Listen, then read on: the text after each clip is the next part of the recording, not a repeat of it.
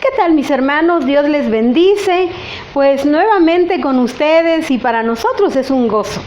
Les habíamos anunciado la semana pasada que íbamos a tener temas diferentes hoy, y bueno, pues lo que se promete se cumple, dice el pastor. Así es que, mis amados hermanos, con el compromiso de siempre de alimentar sus espíritus, sus corazones, sus mentes, hermanos, pues aquí el pastor va a compartir estos temas. Mire, el tema general de la semana se titula Cuando la religión es pecado.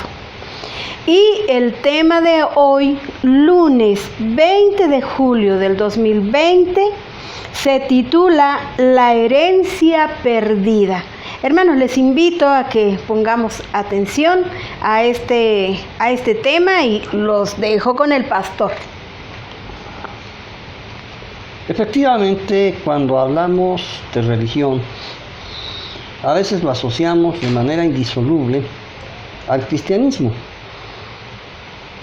Pero no es exactamente de esa manera. Si bien es cierto que la fe cristiana puede identificarse sociológicamente como religión, no lo es en el sentido estricto de la palabra. Aunque para algunos es la religión por antonomasia, en realidad el cristianismo aspira a ser mucho más que una religión. La palabra religión viene del latín rex y ligare, dos palabras que significan volver a ligar o la cosa ligada. Puede ser re, ligare, volver a ligar, rex, ligare, la cosa ligada. La idea es establecer un puente entre lo humano y lo divino. Pero no olvidemos que esta acepción es pagana. Se originó precisamente en la Roma pagana. Después se adjudicó al cristianismo cuando éste se convierte en religión del Estado romano. Realmente el cristianismo nunca, en el sentido estricto de la palabra, salvo sus vertientes paganizadas, nunca se ha sentido propiamente una religión, sino más bien un estilo de vida. Un estilo de vida, una manera de ser, una manera de cambiar el entorno en que se vive, con vistas a una vida después de esta vida. Si esos rasgos pueden compartirse con algunos otros credos, repito, desde el punto de vista sociológico es admisible. Pero cuando la religión, que pretende ligar lo divino con lo humano, se convierte en pecado, se hace pecado, diríamos que en la mayor parte de los casos la religión es pecado. ¿Por qué lo decimos? No lo decimos nosotros, dijo el Señor Jesucristo. Él criticó severamente a los escribas y a los fariseos, los religiosos de su época, precisamente por hacer del rito, de la teología, de la enseñanza, un ídolo que reemplazaba la comunión personal con Dios. La hipocresía que tanto censuró Jesús en escribas y fariseos no era más que esa precisamente.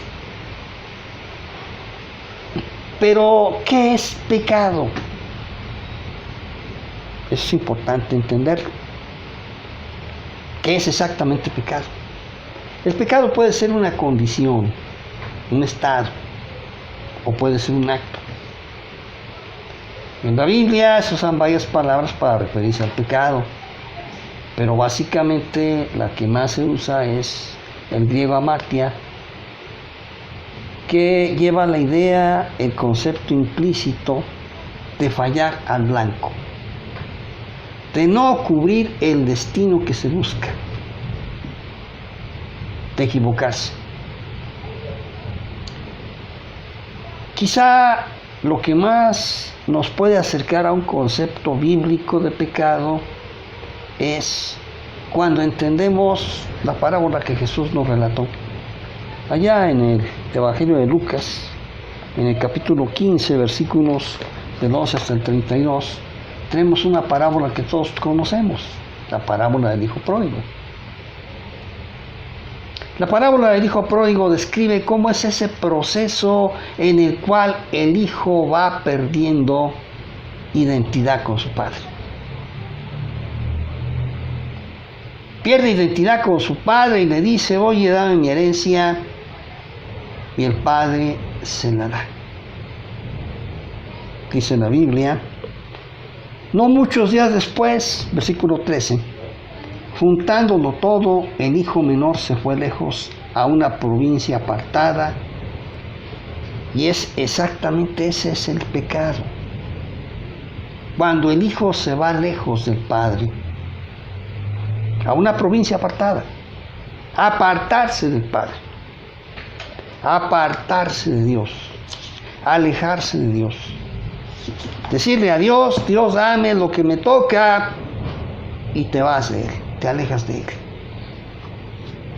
Es muy interesante cómo el hijo pródigo no se va con las manos vacías. Ya no coincide con su padre, ya no se identifica con su padre, se ha separado emocionalmente de su padre, pero quiere lo que el padre tiene. Los dones sí los quiere. No quiere al padre, pero sí quiere sus dones. Esa es la raíz del pecado. Porque quiere las bendiciones de Dios, pero no a Dios. Que te dé Dios todo lo que pueda.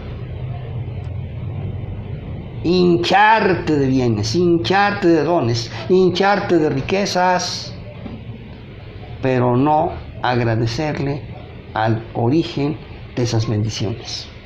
Ni mucho menos coincidir con él. Eso es pecado. Claro que el pecado también puede ser un acto y básicamente es quebrantar una norma divina. Pero eso como acto. El problema está en el estado espiritual de la persona que se aparta de Dios. Y eso es precisamente lo que caracteriza a una religión que es pecado. Tú vas a Dios y le pides todo lo que Dios te pueda dar. Sáname, sálvame, socórreme, ayúdame, pero tú no me interesas. Una vez que me hayas dado lo que yo necesito, me olvido de ti y ni siquiera te digo gracias, ahí nos vemos, ni siquiera eso. No vemos aquí que el hijo se haya despedido del padre. Dice, no muchos días después, juntándolo todo, el hijo menor se fue lejos a una provincia apartada y allí desperdició sus bienes viviendo perdidamente. Exactamente eso es lo que es pecado. Recibir los dones de Dios y desperdiciarlos de una manera que no conduzca a su gloria, ni siquiera al beneficio personal. Y eso es precisamente lo que significa el pecado. Es la herencia perdida. Pero no la herencia que perdí porque alguien me sorprendió, o me robó, o me estafó, o me defraudó. No. La herencia que voluntariamente desperdicio, que voluntariamente gasto perdidamente. Ese es el pecado. No estamos hablando de una persona que niega a su padre. Algunas personas piensan que un ateo es una persona enemiga de Dios. Independientemente del concepto de ateo, aquí no estamos hablando de un ateo. Estamos hablando de una persona normal como tú y yo, común y corriente, una persona que seguramente tenía una fe, pero que no le servía absolutamente de nada para entender y comprender el amor de su Padre. El resto de la historia ustedes la saben, pero no es el propósito de esta reflexión. El propósito de esta reflexión es precisar una cosa, que es pecado. Y pecado es básicamente apartarse de Dios, voluntariamente, porque quiero, no porque las circunstancias me apartaron de Dios, no porque nunca oí de Dios, no porque nunca hubo quien me dijera, oye, hay un Dios así y asado, no, sino que conociéndolo, viviendo con Él, conviviendo con Él, y aparto voluntariamente del pan. Y eso es lo que pasa con la mayor parte de las personas que se sienten religiosas, o que no se digan religiosas, pero que se sienten de iglesia. Van a su iglesia, adoran conforme a rito que les corresponde, le piden a Dios su herencia, y cuando Dios se las dio, se van. O quizá permanecen físicamente en esa comunidad, pero espiritualmente están lejos. Es el cristiano, entre comillas, de domingo, que el domingo va a recoger sus bendiciones porque las necesita para malgastarlas después. Pero en cuanto termina el culto, se va a vivir una vida perdida. Ese es pecado. Y es un pecado terrible porque estamos cerrando la puerta al arrepentimiento que puede traer la convicción de pecado. Y puede traer a la persona a una idea falsa de pensar que está en la gracia de Dios porque está en la iglesia, sin darse cuenta que va camino al infierno, porque lo único que hace es seguir a Dios por interés, por lo que Dios le puede dar. Y hasta se ufana y dice: no, Dios me ha bendecido mucho.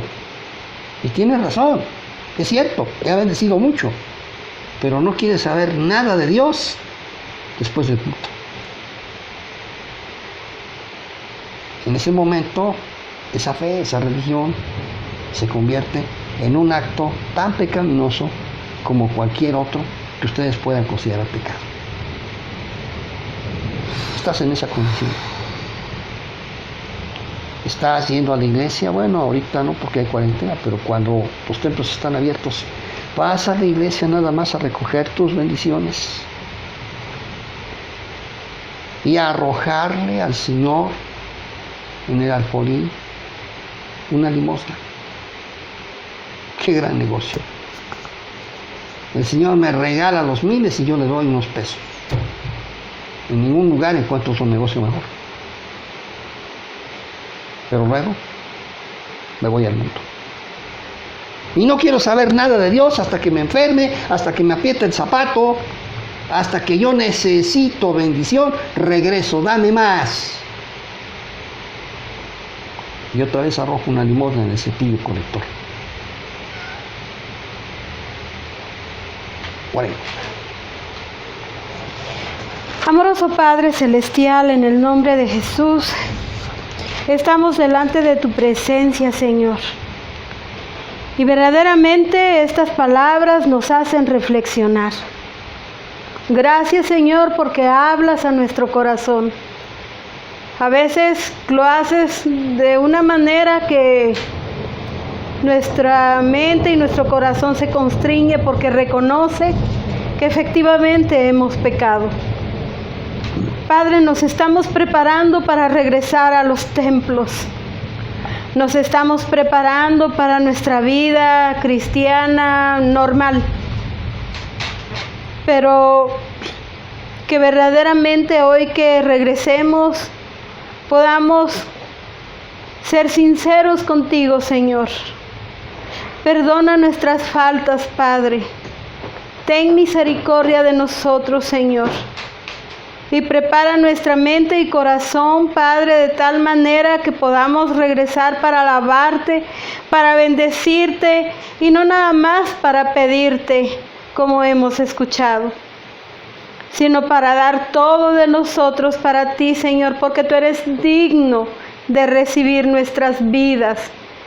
Tuyo es el tiempo, Señor, tuya es la salud, tuya es la vida, Padre, y nos la has dado. Bendito Dios, permite que mientras estemos en este mundo podamos acercarnos a ti con sinceridad de corazón. Perdona nuestras faltas, Señor. Te lo pedimos en el nombre precioso de Jesús y en el poder que hay en el Espíritu Santo. Amén. Pues damos gracias a Dios, hermanos, por este tema que pues nos hace reflexionar en nuestra vida cristiana cotidiana. Qué maravilloso es el Padre que nos habla de su amor y luego nos endereza en el camino. Bendito sea su nombre, porque nos está preparando para llegar con Él, ¿verdad? Algún día. Y hermanos, pues entonces les quiero anunciar el tema de mañana martes, que está enmarcado en el círculo de oración. Y este tema se titula Un clamor desesperado. Les invitamos, hermanos, para que nos sintonicen nuevamente y podamos reflexionar también en este nuevo tema que el pastor nos va a compartir. Hermanos, que estén muy bien. Dios me los bendiga mucho y hasta pronto.